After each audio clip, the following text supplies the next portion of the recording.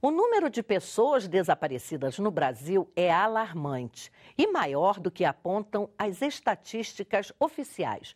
Uma pesquisa elaborada por um jornal carioca em 2012 constatou em 19 cidades o sumiço de 141 pessoas por dia. No ano foram registrados 51.703 casos. A estimativa do governo ficou bem abaixo disso, 40 mil desaparecidos. O número de pessoas que somem sem deixar rastro pode ser ainda maior. As entidades não governamentais que lutam pela localização e busca dessas pessoas dizem que o Estado brasileiro é omisso e inoperante. Faltam ações integradas, políticas públicas, delegacias especializadas, investigações e vontade política. O Inclusão revela por que o Cadastro Nacional de Crianças e Adolescentes Desaparecidos ainda não funciona. E mais, uma série de reportagens mostra o trabalho de entidades públicas e não governamentais responsáveis pelos programas de enfrentamento ao desaparecimento de pessoas no país. E o sofrimento diário das mães da Sé. Mulheres que lutam e buscam dia após dia, ano após ano, pistas para levar ao encontro do filho. Brasileiros desaparecidos, luto sem corpo. Este é o tema do programa Inclusão, que começa agora.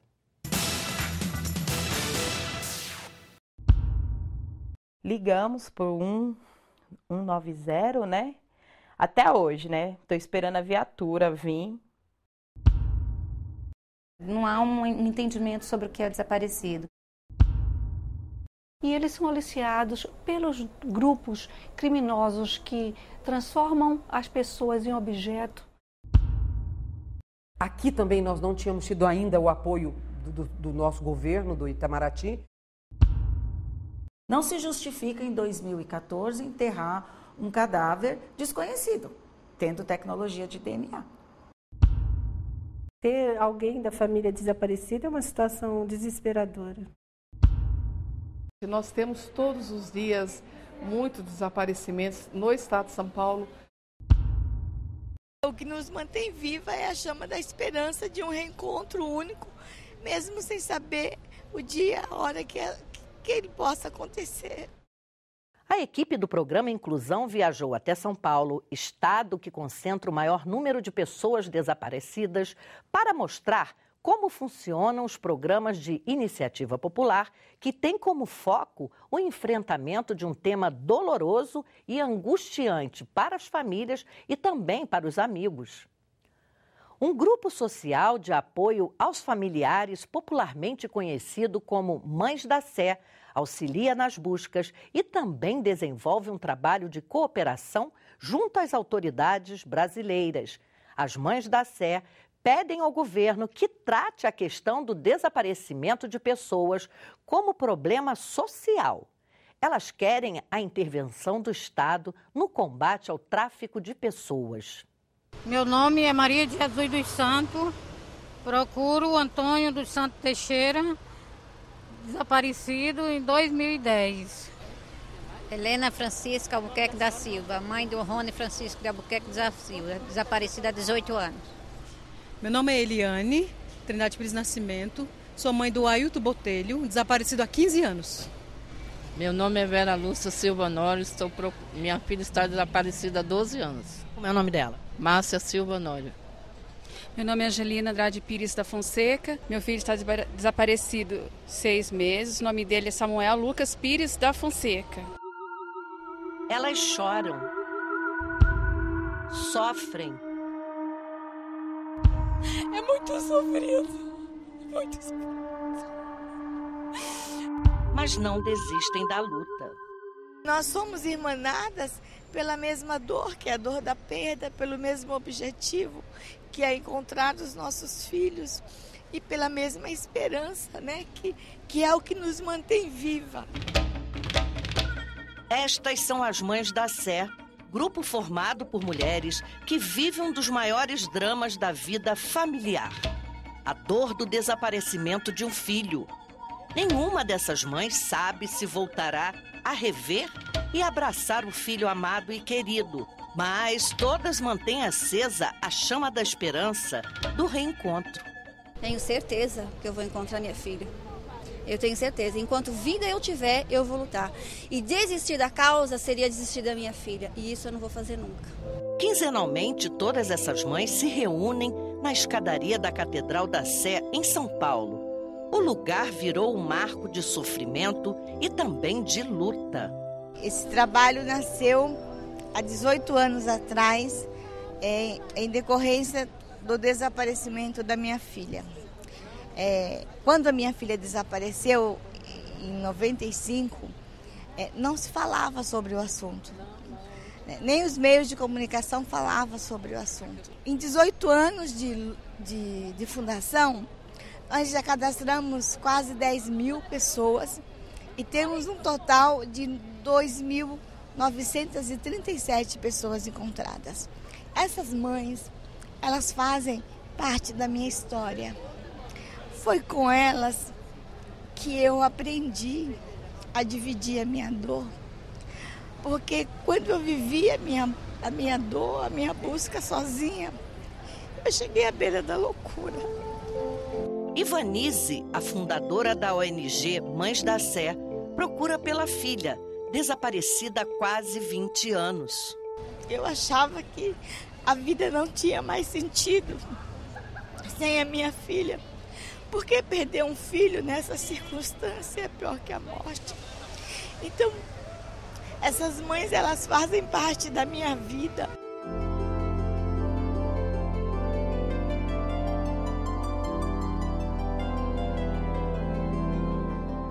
Eu sou uma das Mães da Sé já há 32 anos.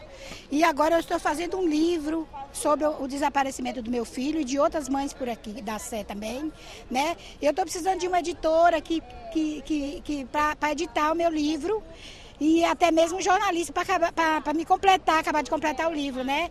Para mim é um sonho e é o que fala, aí as pessoas realmente vão saber, vão entender o nosso sofrimento, a nossa dor, né? E também para ver se eu encontro meu filho, que há 32 anos que eu procuro. Qual o endereço eletrônico para a pessoa interessada em publicar o seu livro? É mãedacé@globo.com.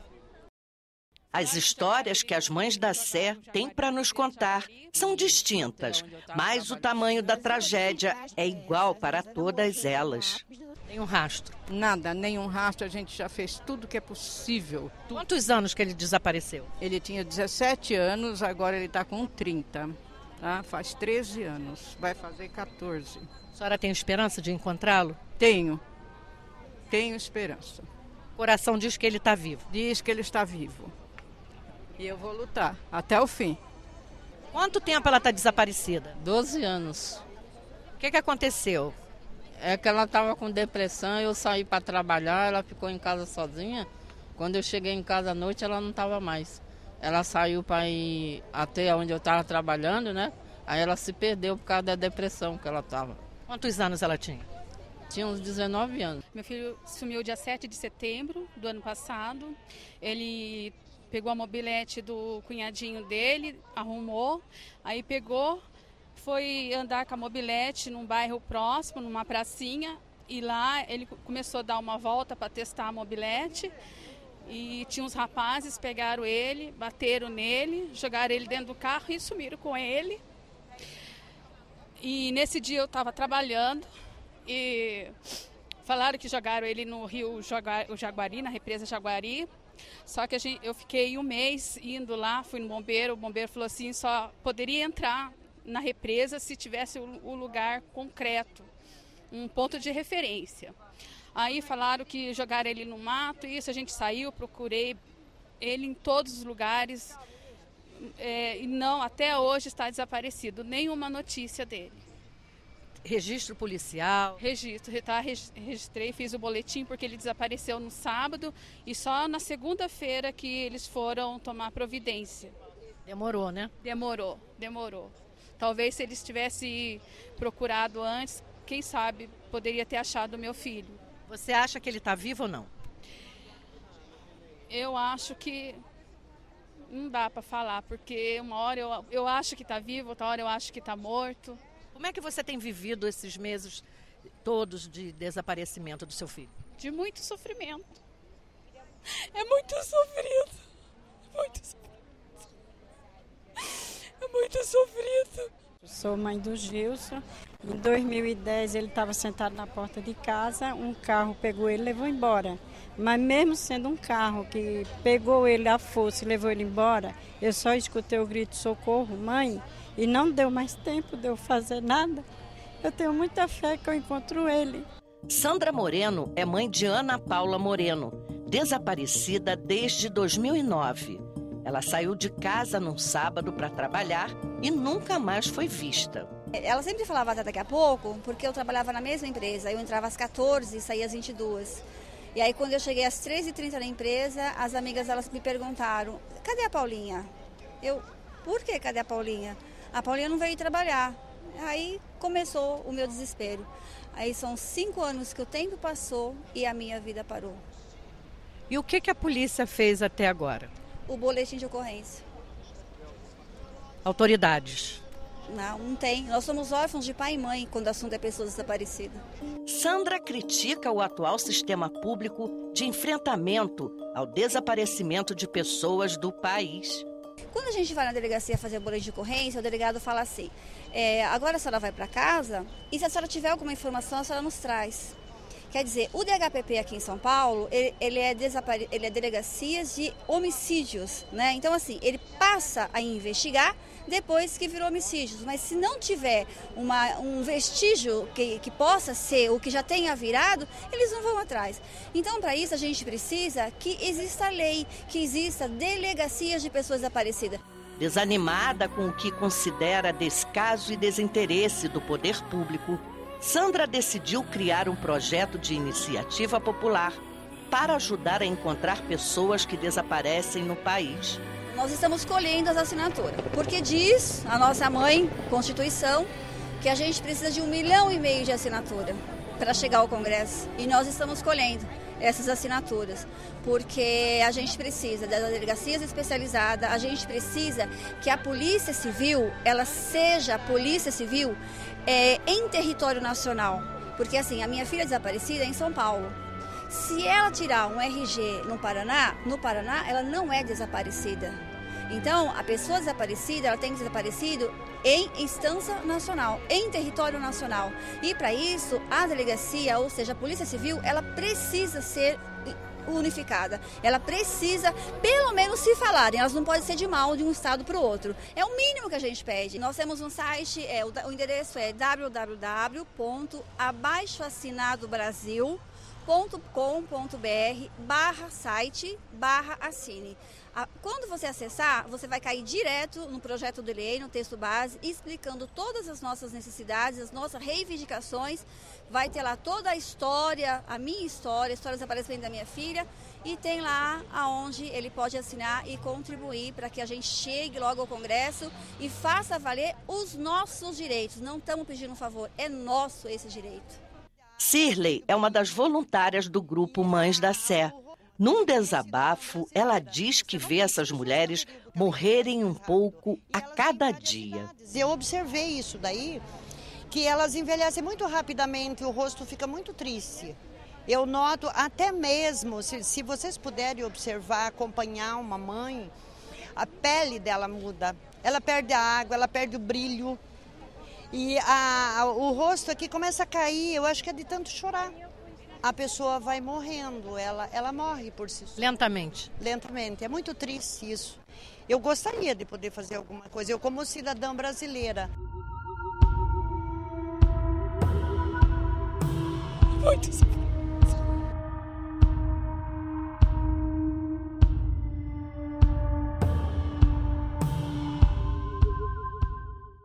Para os especialistas, a falta de investigação e de ações integradas em âmbito nacional impede que os órgãos competentes solucionem casos de desaparecimento de pessoas. Não existe nenhum sistema integrado que auxilie nas buscas. Além disso, as delegacias que registram ocorrências de desaparecimento e também a Polícia Civil dão prioridade a investigar casos de roubos e homicídios. A lei obriga que essas delegacias registrem o boletim de ocorrência nas primeiras horas do desaparecimento. Não é necessário esperar 24 horas, como a maioria alega. O primeiro sistema a ser criticado por especialistas é o Cadastro Nacional de Crianças e Adolescentes Desaparecidos. Criado em 2010, até hoje está inoperante. O Estado sozinho não consegue fazer operar. Tem que estar centralizado, né? Tem que ser através do órgão central em Brasília. Não é cadastrando que nós vamos diminuir a quantidade de crianças desaparecidas. Não adianta cadastrar fotos não atualizadas. Não adianta. Ninguém se reconhece, ninguém ajuda a reconhecer ninguém numa foto desatualizada. A gente vê esse descompasso no qual o Ministério da Justiça trabalha com adultos, a Secretaria trabalha com crianças, e essa desarticulação ou articulação não tão forte cria-se muitas barreiras, muitos obstáculos. No Departamento de Homicídios e Proteção à Pessoa da 4ª DHPP de São Paulo, funciona o Laboratório de Arte Forense. Aqui é realizada a progressão de imagens de pessoas desaparecidas. Vai basear nas fotos que a família mandou para o DHPP, para o Instituto de Arte Forense, para analisar. E baseado nessas fotos, nós vamos esculpir o rosto dessa pessoa. Então, comparando o envelhecimento com a sobreposição de imagens e o 3D, nós utilizaríamos bem a teoria dos dois, que seria aplicado da mesma forma.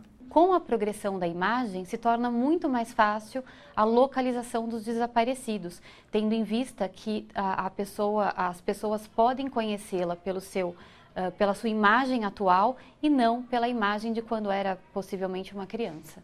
A delegada da 4ª DHPP, Maria Helena do Nascimento, chama a atenção dos pais para que fiquem atentos às saídas de casa dos filhos. Que os pais saibam sempre onde estão seus filhos, com quem saiu, para onde foi, que horas vai voltar, que horas vai para o colégio, telefone, contato da casa de onde esse jovem foi. Porque muitas vezes nós temos aqui desaparecimento que os familiares não sabem quem são as amigas, os amigos do seu filho, da jovem, né? A Delegacia de Brasília trabalha com o mesmo sistema da DHPP de São Paulo. Logo que uma pessoa der falta de uma criança ou de um adolescente, ela já faz logo a comunicação desse fato para a polícia, não precisa esperar o prazo de 24, 48 horas, como se dizia antigamente. Não existe mais esse lapso temporal. Uma criança pode ter desaparecido, ter demorado meia hora para chegar em casa e a pessoa verificar que isso pode ser um desaparecimento, já fazer a comunicação desse fato. A polícia, a partir da comunicação do fato, a gente começa a fazer a investigação. Aí a investigação é disparada imediatamente, nós cumprimos a lei da busca imediata. A gente então faz todo um processo de orientação de quais são os passos imediatos, né? A informação sobre que roupa estava utilizando, né? Qual é um contato com aqueles colegas, aqueles amigos de maior relação, de parentes e conhecidos que a criança poderia estar conversando ou ido passear. A diretora de Políticas Públicas para a América Latina e Caribe do Centro Internacional para Crianças e Adolescentes Exploradas, o ICMEC, explica como a entidade vê a situação hoje dos desaparecidos no Brasil. Infelizmente, o que o ICMEC observa aqui no Brasil é um despreparo e uma desarticulação das atuações dos distintos estados e dos distintos entes que trabalham com desaparecimento. É triste dizer que no âmbito nacional, e eu quero frisar que a gente fala no âmbito nacional, não existe hoje uma resposta articulada, uma política pública nacional, nem uma legislação nacional para tratar do tema. Milhares de pessoas somem a cada ano no Brasil. Segundo a pesquisadora Anália Ribeiro, da Universidade de São Paulo, o tráfico de pessoas estaria por trás da maioria desses desaparecimentos. O tráfico de pessoas é considerado pelas Nações Unidas como a segunda modalidade mais rentável do mundo do crime organizado. Ela se equipara ao tráfico de drogas, portanto, ela só poderá ser enfrentada através da implementação de políticas públicas. Temos também uma terceira modalidade de tráfico, é o tráfico de órgãos. Esse é mais invisibilizado. É difícil se conseguir chegar à elucidação desse fato criminoso, ou seja, que ele seja concluído e julgado. Porque existe muito envolvimento, muitas tramas, sobretudo do poder público e sobretudo de hospitais, rede médica, atuando subliminarmente dentro dessas organizações criminosas, a exemplo da Operação Bisturi, que aconteceu no estado de Pernambuco, que foi o tráfico de rins. Existem médicos, existem hospitais, o que é difícil de se pegar o crime propriamente dito. Ele é tido como uma lenda urbana, né? Só que é uma lenda urbana real. As pessoas, elas são submetidas a escravidão contemporânea, que é assim que a ONU denomina esse tipo de fenômeno. Essas pessoas, elas ficam confinadas, têm seus documentos confiscados pelos aliciadores, elas ficam impedidas de se comunicar com amigos, parentes, na tentativa de poderem ser resgatadas. E quando a iniciativa dessas pessoas ofendidas pelo tráfico acontece, normalmente as suas famílias sofrem represálias nos seus locais de origem. Pessoas com deficiência mental somem de casa com mais frequência e têm maior dificuldade de serem encontradas. Muitos passam anos na condição de interno em algum hospital psiquiátrico ou abrigo. Este foi o caso do catador de latinhas Amadeu César. Ele se perdeu no bairro que morava e foi levado para um internato. Passou quase 4 anos longe da família e só foi localizado graças ao trabalho e à dedicação da Fundação Criança e de um programa de TV de São Paulo. O Edinho bateu em mim. Quem bateu? Não deixou tomar suco. Ela falou, fica aí dentro mesmo, não tem roupa pra você não. Amadeu César é mais uma vítima do descaso e negligência do Estado por ainda não ter efetivado as políticas públicas que ajudem na localização dos brasileiros desaparecidos. O rapaz, que tem deficiência mental, desapareceu de casa há quase 4 anos. Foi localizado no Hospital Psiquiátrico de Sorocaba, São Paulo, e conta que foi maltratado, espancado, trancafiado num quarto sem roupa. A comida era racionada. Ele estava sendo judiado, entendeu? Passando fome, a gente procurando ele. Ele deu o nome da minha mãe completo, o nome do meu pai completo, falou que morava em São Bernardo, tinha mudado para Diadema, a gente tinha BO dele, tanto no DHPP como na delegacia de Diadema. Amadeu catava latinhas para vender quando se perdeu nas ruas de Diadema. Ele não portava documento de identidade. Ele não gosta, né? A gente até fala para ele pôr no bolso, tem o xerox, tudo, mas ele não põe. A gente fala, Amadeu, põe aqui no bolso. No dia que sumiu de casa, a família de Amadeu toda se mobilizou e foi em busca de ajuda na tentativa de encontrar logo o rapaz. Ligamos por 190, né? Até hoje, né? Estou esperando a viatura vir, né? Porque eles falaram, estamos mandando a viatura. E não chegou. Até hoje, estou esperando chegar. A irmã mais velha, Jaqueline, diz que tentou outros canais de busca, mas não recebeu a devida atenção que o caso exigia. Jaqueline conta que ela e a mãe foram pedir ajuda ao Departamento de Homicídio e Proteção à Pessoa de São Paulo. Fomos lá, mas não conseguimos ser atendidos. O único pessoal mesmo que atendeu a gente bem, que apoiou a gente, que ajudou a gente o tempo todo, desde o momento que a gente procurou até o momento do reencontro dele, foi o pessoal da Fundação Criança. A reação de Amadeu ao encontrar a família foi emocionante, explica Jaqueline. Na hora que ele viu nós, né, Amadeu, começou a dar risada. Aí eu e minha irmã desaguando e ele dando risada da nossa cara, tipo dizendo, essas bobonas rindo. né, chorando por minha causa, sabe? Muita felicidade, assim, dele. A irmã de Amadeu chama a atenção das famílias para que nunca desistam de procurar o parente sumido. Quem tem filhos desaparecidos com deficiência mental tá indo nesse hospital Veracruz porque ele pode estar lá, assim como o meu irmão estava lá e eles omitiram, pode ser que o filho de vocês também esteja lá, entendeu? Não só no hospital Veracruz, mas em vários hospitais está procurando, assim como eu e minha mãe nunca desistiu de procurar ele, entendeu? Que vocês também não desistam. Há 1 ano resgatado pela família, Amadeu recebe o carinho da irmã que o ajudou a voltar para casa.